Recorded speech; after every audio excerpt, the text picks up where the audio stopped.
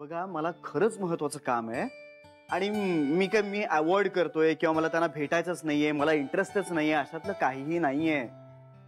मी जाऊ प्लीज? अहो मग तुम्ही जाऊ शकता.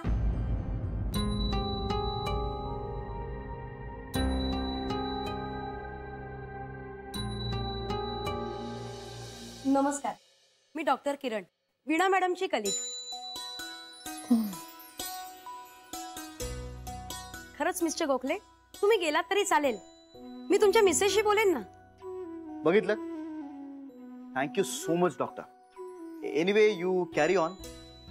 आई, मला डबा देतेस? अरे तुला इथे थांबायचं असं ठरलं होतं आमचं, त्यामुळे डबा नाही भरलाय, नंतर पाठवतो डबा.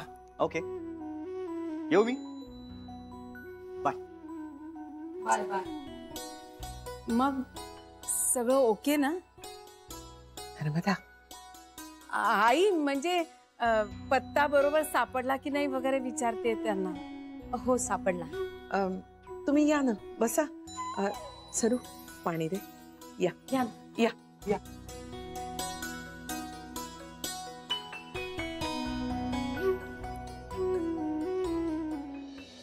सर, आपल्या बेकरी प्रोडक्शन युनिटला स्वतंत्र व्यवसायाचा दर्जा देणं सोयीस्कर ठरणार आहे आपल्यासाठी.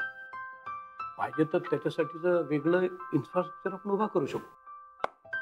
नाही, मला पटतंय तुमचं म्हणणं, पण काय ना, आपली बेकरी प्रॉडक्ट्स ही नव्या नावानं जर मार्केटमध्ये आणली ना, तर सगळं मार्केटिंग आपल्याला नव्यानं करावं लागेल, जास्त अग्रेसिव्हली करावं लागेल आणि आय गेस हे खूप खर्चिकही होईल. पण मग आपण गोखले गृहउद्योगाचा लोगो ठेवूनच नवीन नाव लॉन्च केलं तर? एक्झॅक्टली, गोखले गृहउद्योग किंवा आपला लोगो हे कुठेतरी प्रॉडक्टवरती दिसायलाच पाहिजे असं मलाही वाटतं. गोखले गृहउद्योगाची प्रॉडक्ट्स मार्केटमध्ये खूप चांगल्या प्रकारे पोहोचली. आता टोटली नव्या नावानं मार्केटमध्ये जर आपण प्रॉडक्ट्स लॉन्च केली ना, तर हे नव्यानं जमीन खोदण्यासारखं होईल. या नव्या नावाच्या किंवा नव्याने रंगरूपाला येण्याच्या ताजेपणाचा फायदा होऊ शकेल. म्हणजे सॉरी सर, मला आपलं म्हणणं खोडून काढायचं नाहीये, पण नाही वकील साहेब, we are having a healthy discussion. मला फक्त इतकंच म्हणायचं की सध्या माझा फोकस ओव्हरसीज मार्केटवरती आणि गेल्या वर्षभरात आपल्या प्रॉडक्टचा ओव्हरसीज मार्केटमधला खप खूप चांगला आहे आणि त्याचा फायदा आपण उचललाच पाहिजे असं मला वाटतं. नो प्रॉब्लेम, आपण बेकरी प्रॉडक्ट्सची नवीन कंपनी लॉन्च करू, काहीच प्रॉब्लेम नाही, पण ब्रँड गोखले गृहउद्योग हाच असला पाहिजे. म्हणजे फॉर एक्झाम्पल गोखले गृहउद्योग लक्ष्मीकांत बिस्किट्स, गोखले गृहउद्योग XYZ, काहीतरी नवीन ना. मनीष, काय वाटतं? You are right. ठीक आहे सर, नो प्रॉब्लेम. ठीक आहे, मग नावं शॉर्टलिस्ट करा आणि मला सगळं पेपरवर काढून द्या. ओके सर, उद्याच देतो. ऑलराईट.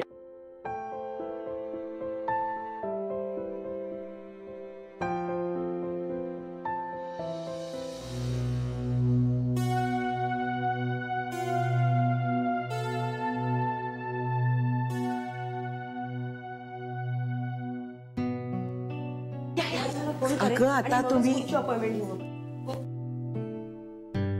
या डॉक्टर, या ना, बसा बसा ना, चहा तयारच आहे, आणते. हा अहो नको, मला क्लिनिक मध्ये जायला उशीर होतोय. वीणाच्या सांगण्यावरून तुम्ही आलात, जरा 5 मिनिटं बसलात तर आम्हालाही बरं वाटेल. आणते चहा, बसा.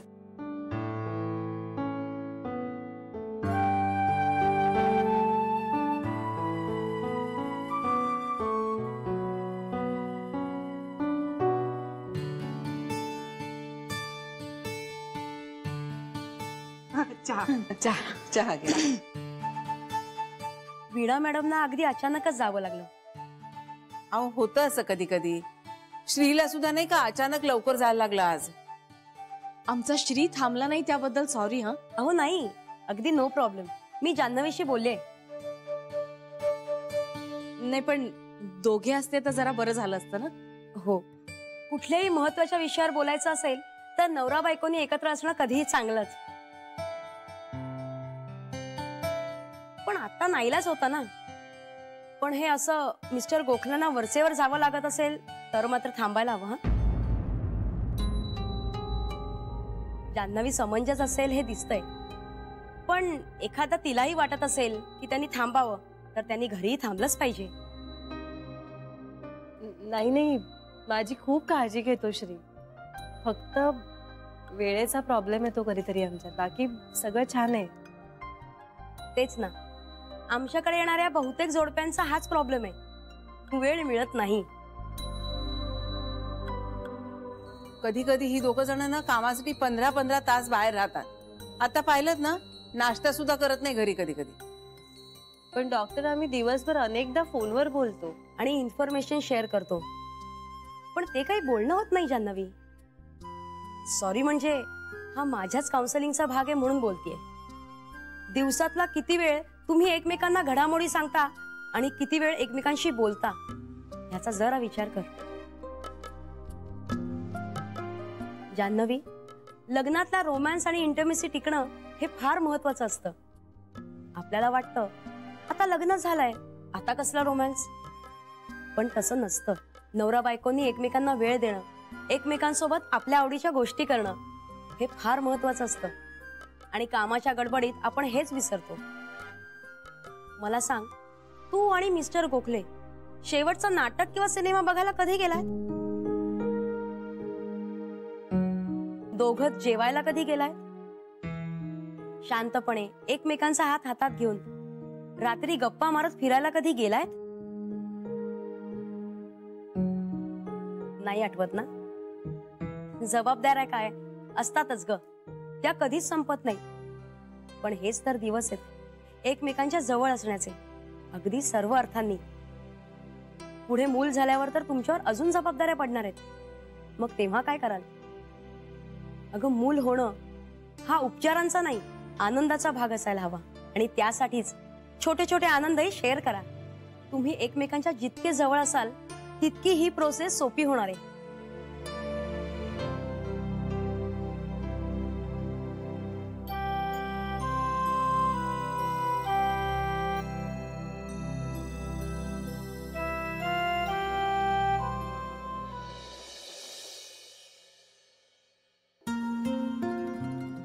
लँडलाईन वरून कर ना, मोबाईलच्या नेटवर्कचा प्रॉब्लेम असतो बरेचदा.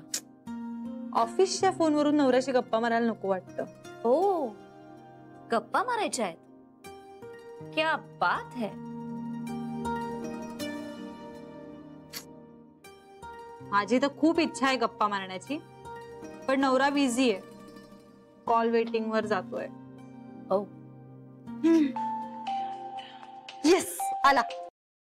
हॅलो. हॅलो. हा, काय का काही अर्जंट होतं? नाही, अर्जंट नाही, पण अरे, डॉक्टर वीणा नव्हत्या आल्या, त्यांची कलिग आली होती, त्याबद्दल बोलायचं होतं. बरं, काय कसे report? No problem as such. Excellent.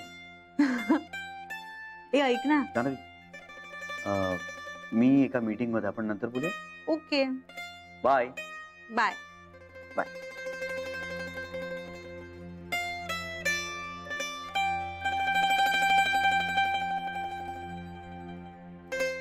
एवढ्याच गप्पा मारता तुम्ही?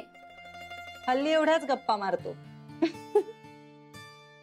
तुझं लग्न झालं ना की 1 वर्षानंतर हाच प्रश्न मी तुला विचारेन, तेव्हा बघूया काय उत्तर देतेस. आणि तरीही तू चक्क खुश दिसतेस. हो, कारण आमचे रिपोर्ट्स नॉर्मल आलेत. कसले? आम्ही काही टेस्ट केल्या होत्या, पण काही प्रॉब्लेम नाहीये. We can have a baby soon. मग टेस्ट कशासाठी? अगं, असंच, म्हणजे मी म्हटलं वेळ का लागतोय म्हणून एकदा चेक करून घेऊया. आज मी ना त्या वीणा त्यांच्या कलिगशी बोलले, त्या म्हणाल्या सगळं नॉर्मल आहे, फक्त वेळ द्या एकमेकांना.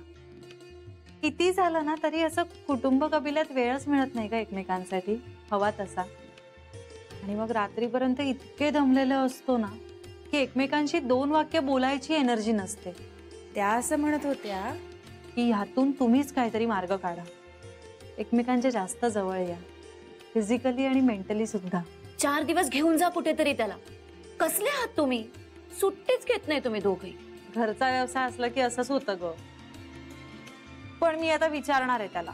आणि मुला चला आमच्या बरोबर. ए वेडपट, तिथे तरी सोड की जरा आम्हाला मोकळं. बाय द वे, लग्नाची तयारी झाली? कशी होणार? तू खरेदीला वेळ कुठे देतेस? अरे बापरे, म्हणजे इथेही दोष माझाच आहे. नाही, पण आता करू खरेदी. मनीषच्या आईला ना माझ्यासाठी मोठं मंगळसूत्र घ्यायचंय, पण मी म्हंटल कशाला, म्हणजे आता रेग्युलर असतं छोटस तसं घ्या. आणि खरं सांगू का, माझ्या आईकडे बऱ्यापैकी सोनं आहे, कशाला उगाच मनीषच्या आई बाबांवर भार टाकायचा.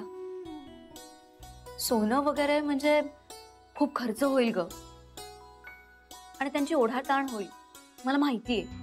आणि ते त्यांचा सोन्यासारखा मुलगा मला नवरा म्हणून देताय, मला अजून कशाला हवंय सोनं. मला वाटलंच होतं तू समजूतदारपणे विचार करशील असं. पण मी तुला समजून घेणार नाहीये. तुला माझ्या साड्यांच्या खरेदीला यायचंच आहे. येणार येणार. आपण रविवारी भेटूयात 11 वाजता. माझी आई पण येणार आहे आणि ताई पण येणार आहे. आपण दादरला आधी जाऊ आणि त्यानंतर मला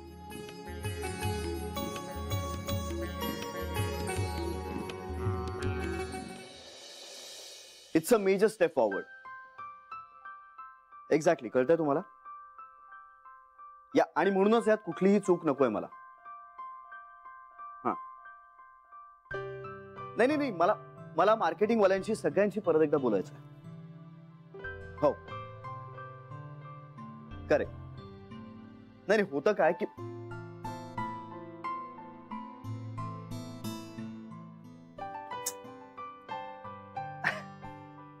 नाही, मी युजली टीम मेंबर्सना फ्रीडम देतो, पण या बाबतीत मला तसं नाही करता येणार आहे. I need to be involve in every step. You getting my point? Exactly. Yeah, okay, see you. Thank you so much. Thank you. Sorry. झालं. अगं ते नवं युनिट. सॉरी काय? आणि हल्ली मीच सगळं बोलतोय, तू बोल, मला तुझ्याकडून ऐकायचं. एक छान बातमी आहे माझ्याकडे. आधी मी सांगू? अगं मला माहितीये तुझी छान बातमी, फोनवर नाही का सांगितलीस? अरे होच की. पण माझ्याकडे अजून एक बातमी आहे. हा, पण नाही, आधी आता तू सांग, मग मी सांगेन. जान्हवी, अगं आपण आपल्या गोखले गृहोद्योगामधून आपलं बेकरी युनिट वेगळं काढतोय. म्हणजे आपण एक स्वतंत्र, एक वेगळी कंपनी फॉर्म करतोय, जी गोखले गृहोद्योगाची सबसिडरी असेल. का पण? अगं कारण आपल्या बेकरी प्रोडक्ट्सना प्रचंड डिमांड आहे. खूप सक्सेसफुल झालेत आपली प्रोडक्ट्स. म्हणजे आपल्या ट्रेडिशनल प्रोडक्ट्सच्या मॅन्युफॅक्चरिंग वरही त्याचा आता परिणाम होतोय. आपल्याला तिकडची माणसं इकडे एंगेज करावी लागतात मॅन्युफॅक्चरिंगसाठी. आपल्या केक्सना आणि कुकीजना प्रचंड डिमांड आहे. म्हणजे आपले सगळे वर्षानुवर्षाचे लॉयल कस्टमर्स तर आहेतच, पण दिवसागणिक नवीन कस्टमर्सही वाढतात. त्यामुळे आपल्याला आता एक नवीन कंपनी फॉर्म करणं भाग आहे. तेव्हा आपल्या या बेकरी प्रोडक्ट्सच्या युनिटकडे आपण एक स्वतंत्र कंपनी म्हणूनच बघणार आहोत. आणि ह्या सगळ्याचं श्रेय काकाला जातं. ओ वाव, ही खरंच खूप मोठी अचीवमेंट आहे रे श्री. प्रश्नच नाही. काकानी खूप सिन्सिअरली आणि पेशंटली काम केलंय, आणि मला एक खूप आश्चर्य वाटतंय त्याचं. मी ना अक्षरशः भारावून गेलोय. खूप कमी वेळात खूप मोठी मजल मारली ते. त्याच्या या सगळ्या कष्टांना न्याय देणं हे मला माझं कर्तव्य वाटतं. आणि म्हणूनच ही कंपनी फॉर्म करणं हे मला त्याच्यासाठी खूप गरजेचं वाटतंय. काकाशी बोललास तू? हो, बोललो ना. खूप मोठी मीटिंग झाली. सध्या ऑफिसमध्ये दुसरा विषयच नाहीये, याच संदर्भात सगळ्या मीटिंग चालू आहेत. काका काय म्हणाले? काकाला खूप छान वाटलं. तो थोडा इमोशनल झाला. ते आहेतच इमोशनल रे. बायको, त्यावेळी जर तू लावून धरलं नसतंस ना, तर काका आज या सगळ्यापासून खूप लांबच राहिला असता. आता सगळं छान झालंय की नाही, मग त्या निगेटिव्ह गोष्टींवर बोलूच नकोस. बरं मला सांग, ह्या नवीन बेकरी युनिटचं नाव काय ठेवणार? तेच ठेवणार ना? नाही, बदलावं लागेल ना. म्हणजे टेक्निकली आपल्याला नाव बदलावंच लागेल, पण ते काकालाच ठरवू देत. म्हणजे आपण काकालाच सांगू ना, तुला जे आवडेल ते ठेव. बरं, आता तुझ्याकडची बातमी सांग. हा, एक तर आपल्या दोघांचे रिपोर्ट्स नॉर्मल आलेले आहेत, आणि दुसरी गोष्ट म्हणजे आज मी गीताशी बोलले, तेव्हा मला खूप छान वाटलं. म्हणजे लग्न या गोष्टीकडे खूप समजूतदारपणे बघते रे ती. अरे वा. शिवानी सारखी नाही वागणार अशी खात्री वाटली मला.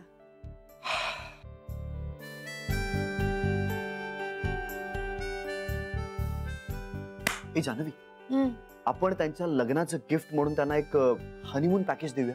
ए वाव, मस्त आयडिया आहे, चालेल. ए पण म्हणजे त्यांचं नवरा बायको म्हणून प्रमोशन होणार आणि आपलं आई बाबा म्हणून. चला मग तयारीला लागूया. कसल्या कसल्या काय प्रमोशनच्या? प्रमोशनची कसली तयारी करायची आहे? हो लागते लागते. कसं आहे ना श्री, त्याआधी डॉक्टर काय म्हणाले ते ऐक ना. ऐकतो ग, पण आधी माझं. नाही, तू माझं ऐक. त्या असं म्हणत होत्या की आपण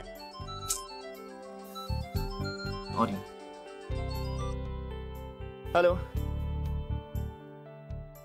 काय अजून सिस्टीम ऑफ नाही केली तुम्ही? का बरं? हा नाही नाही, पण इतक्या वेळ लोकांना थांबवून ठेवणं काही बरोबर नाहीये.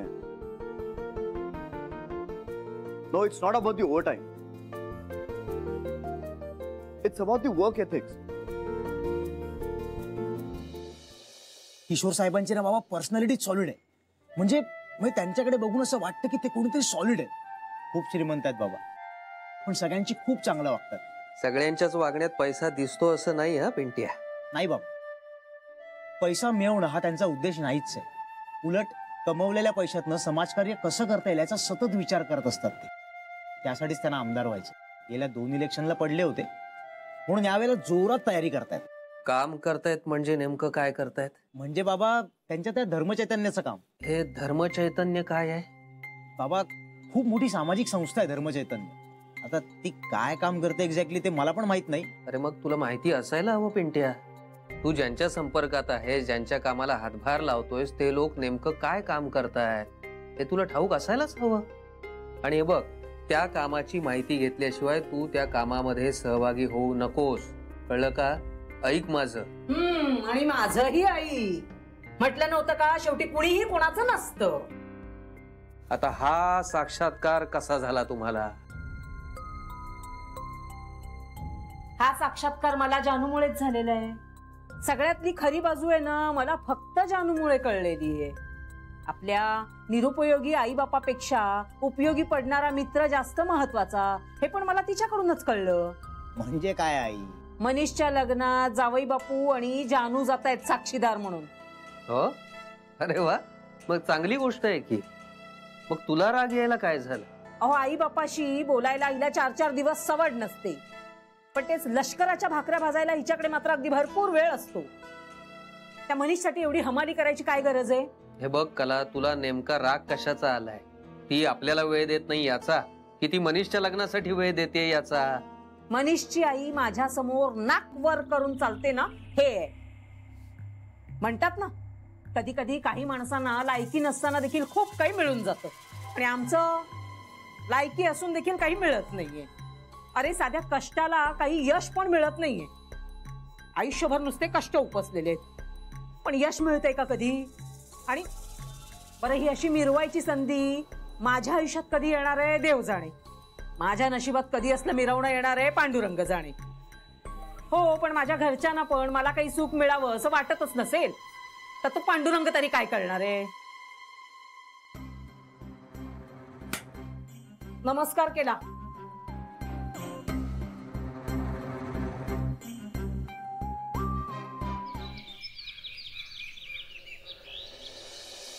हायचे ग काका कधी येणार आहे? आणि आज काय अचानक विघ्नेश्वराला जायचं ठरवलं? अरे, तशी त्याची विघ्नेश्वरावर श्रद्धा आहेच, पण आता त्याच्या कामाला यश येते ना, ती विघ्नेश्वराची कृपा असं मानतो तो. आणि बरंच आहे ना ते, कांताच्या मनाला काहीतरी कुंपण हवंच. आयचे ग, पण जाण्याआधी आमचं बोलणं झालं ना तर बरं होईल. ऑफिसमध्ये बोलायला नाही होत वेळ. श्री, काय आई? अगं उशीर झालाय मला. आई बस आणि खा. तुझं चालणं बघून ना माझे पाय दुखायला लागलेत. आईजी चहा. चहा अर्धा कपच दिलाय. बरं, काय काका एकटाच गेलाय? नाही रे, शरयू गेलीये. हे बघ आले, 100 वर्ष आयुष्य. आज सकाळी सकाळी जाऊन आलो, त्यामुळे इतकं मस्त दर्शन झालं ना, मजा आली. वा, हा प्रसाद दे. श्री, ए काका, तू कंपनीच्या नावाचं काही ठरवलंस का? आपल्याला नावाचं डिझाईन लवकरात लवकर फायनल करायचंय. श्री, माझ्याकरता जगात फक्त एकच नाव आहे, विघ्नेश्वर.